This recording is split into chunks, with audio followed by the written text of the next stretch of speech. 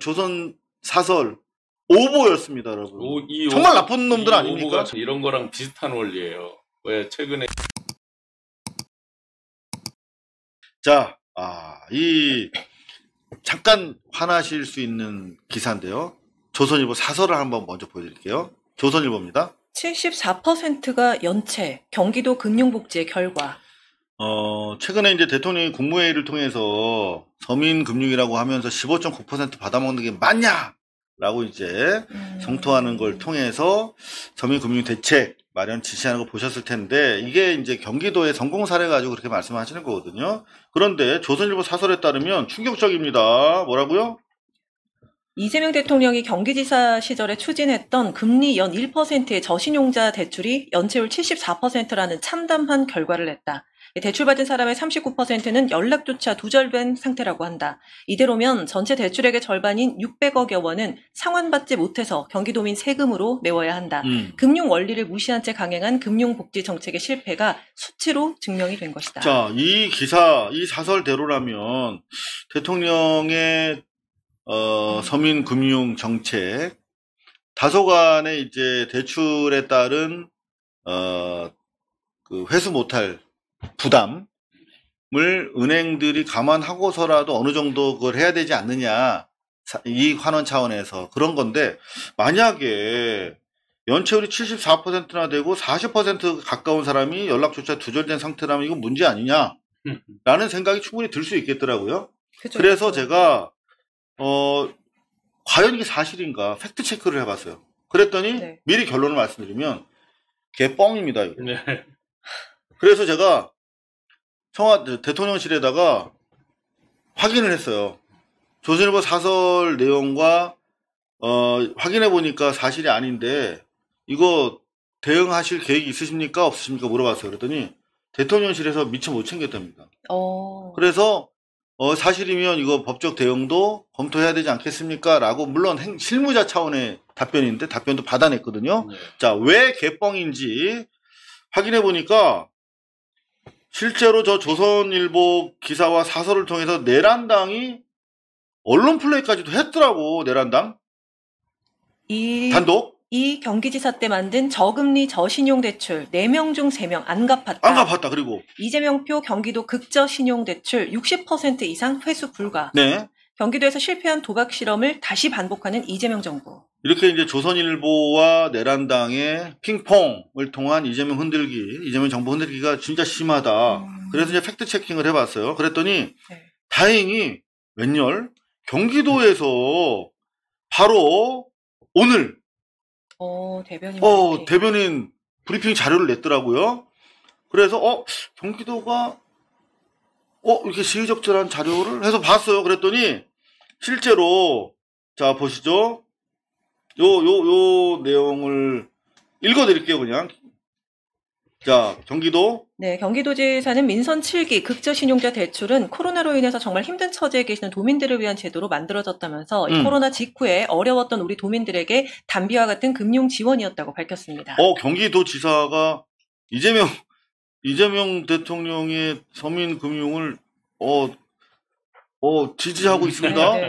웬열? 그러면서 자, 최근 일부 언론이 해당 사업과 관련해서 연 1%로 300만 원 이내 소액 대출하는 거야. 그런데 관련해서 연체율이 74%에 이르고 39%는 아예 연락 두절 상태라고 비판한 바가 있습니다. 그런데 경기도에서 확인해 봤대요. 그랬더니 예, 지사는 당시 많은 분들이 다중채무를 갖고 계신 어려운 분들이었고 약 11만 명이 그 혜택을 받았는데 무려 11만 명이. 그런데 그 가운데 75%의 대출 금액이 생계비로 쓰셨다고 하는 통계가 있을 정도라며 담비 같은 지원이었다고 정의를 했습니다. 아니 근데 알았으니까 이거 회수율 보자. 회수율. 대출금 중 25%는 회수를 완전히 했고 자, 그리고 약 5만 명 정도가 복지 서비스나 일자리 서비스와 연계하는 상담을 받고 네. 어려웠던 생계를 극복함과 동시에 재기의 발판을 만들었다면서 얼마 전 미수금. 네, 얼마 전 특정 언론에서 대출 받으신 분 74%가 연체됐다고 하는 기사를 냈는데 명백한 오보라고. 그러니까 핵심이 했습니다. 뭐냐고.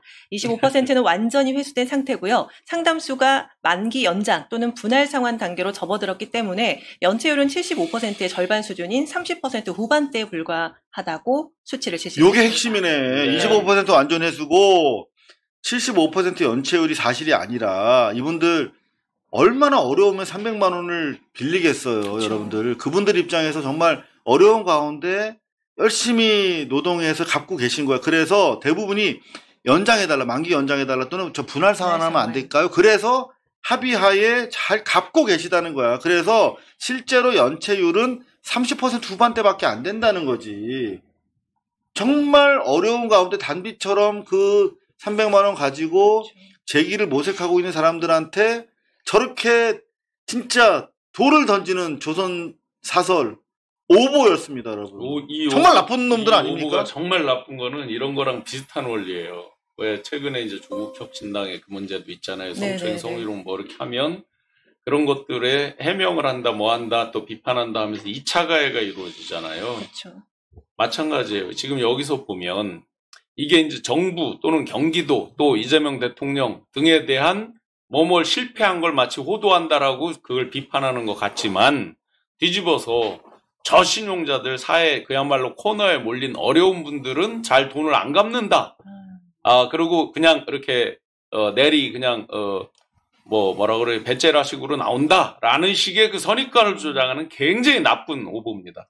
매도해서 그렇게 만드는 이거는 거죠. 대통령에 대한 흔들기를 넘어서서 대통령이 서민들에 대한 진짜 최소한 안전망, 사회 안전망 차원에서의 서민 금융에 대한 정책 의지를 마비시키고 더 직접적으로는 정말 생계, 삶과 죽음의 경계에서 어떻게 다시 살아보겠다라고 소액이라도 진짜 장기를 적출하는 장기 판매 말고 제대로 된 고리대금 말고 제대로 된 사회가 주는 대출을 통해서 살아보겠다라고 하는 사람들의 삶의 의지를 꺾는 기사입니다. 이거는 살인이에요. 완전히 쓰러져서 엎어지기 전에 일으켜 세워주는 장치잖아요. 마지막.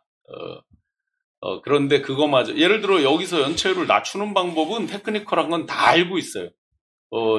사회연대은행이나 주빌리 뭐 여러 형태에서 연대보증을 많이 세워서 붙이는 방법도 있습니다. 예를 들면. 그러나 어떤 불신 속에서 못 믿듯이 해서 회수율을 높인다. 과연 이게 바람직한 거냐. 결국 궁극적 목표는 완전히 엎어진 다음에 사회회생제도를 통해서 공적 부조로 들어가는 단계로 갈 거냐. 그 전 단계에서 완전히 쓰러지지 않고 쓰러지기 직전에 일으켜 세우는 게 옳은 거냐 해서 선제적으로 일으켜 세우는 게 옳은 거거든요. 일부 로스가 날 수 있습니다. 이거는 이제 다 앞으로도 지자체별로 또 국가에서도 선택의 문제예요. 근데 완전히 쓰러진 다음에 그걸 전체적으로 분담해서 사회 공적 부조 형태로 들어가면 훨씬 더 코스트가 높아지는 게 현실이에요. 그 전 단계에서 어떻게든지 일부 넘어지고 쓰러진 사람이 생기죠, 당연히. 그렇다고 일으켜 세울 수 있는 사람은 세운다. 이게 훨씬 바람직한 방향이기 때문에 그런 정책적인 어떤 근본 기조도 얘기하지 않고 무조건 연체율이 높았다. 이거 가지고 비판하는 거 조선일보 나빠요. 아니 팩트 체크도 하지 않고 얼마 전에도 내란특검에서도 조선일보가 사설에서 그 교회 압수수색했다라고 그렇죠. 써가지고 그 부분에 대해서 법적 대응하겠다고. 그랬더니 또 교회만 했거든요. 딱 지웠어. 그러니까요. 그럼 이번에는 뭘 지울까요? 봐야겠죠. 근데 정말 저 역시도 이재명 대통령에 대한 신뢰, 그가 해온 진짜 억강부약과 진짜 대한민국 만들기를 위한 진짜 큰 모습으로서의 실력과 의지를 신뢰합니다만 저 역시도 반성을 합니다. 저 조선일보 사설 보면서 연체율이 아무리 600억이라고 하지만 연체율이 75%야? 그리고 40%는 연락이 안 돼? 그러면 이거 좀 더 대안이 필요하지 않을까라고 잠시 저도 흔들렸어요. 솔직히 말씀드리면. 그래서 진짜 사실인지를 저는 기자니까 확인을 해본 겁니다. 근데 일반 우리 시민들 입장에서는 사실 이 서민 금융 이거 좀 문제가 있지 않을까 생각하실 거 아닙니까? 그죠? 그래서 다행히 확인해 보니까 75%가 아니라 실제로 30% 정도가 연체가 되고 있는 거야. 그리고 나머지 분들은 단비라고 생각하고 열심히 지금 재활을 하고 있어. 그럼 성공한 거잖아요. 그렇죠. 그런데 이렇게 팩트 체킹을 우리 고발뉴스밖에 안 하고 있다는 것은 더 열심히 해야겠다라고 하는 결심도 섭니다만 좀 문제가 있다, 언론들이. 그리고 이게 지금 뭐 대통령실에서 이제 정정보도라든가 어떤 책임을 묻는 조치를 검토하겠다고 기왕 했으니까 다행스러운데, 이왕이면 조선일보에 대해서 좀 강력한 대통령이 가짜 정보에 대해서 언론사건, 유튜버건, 개인이건 상관없이 그게 반복되고 범죄 의도가 있을 경우에는 진짜 가혹하게 재산상의 페널티를 물리는 네. 것이 필요하다고 했으니까 좀 시범적으로 좀 해줬으면 좋겠다는 생각도 해봅니다. 제가 알기로는 이 조선일보 가짜뉴스 연체율 뭐 이런 거 나와 있지만 대통령께서는 이 서민금융에 대해서 이해도가 훨씬 높은 걸로 알고 있어요. 신형 뭐 우리가 이야기하고 있는 STO 방식에 또는 그걸 이제 원용해서 서민들이 주주로 참여하는 방식, 거기에 예를 들자면 주식 수가 늘어날 수 있어요. 탄소 중립만 잘 지켜도 승용차를 안 끌고 뚜벅이로 계속 다녔다, 탄소 배출 줄였다, 이런 것들이 내가 포인트로 쌓이면서 그게 나의 주식 숫자가 올라가게 만드는 방식, 이런 것들을 통해서 자기가 참여하고 자기가 주식에서 자기 주식담보 대출이 되는 셈이에요. 예를 들어 이런 거에 대한 이해가 확실한 분이에요.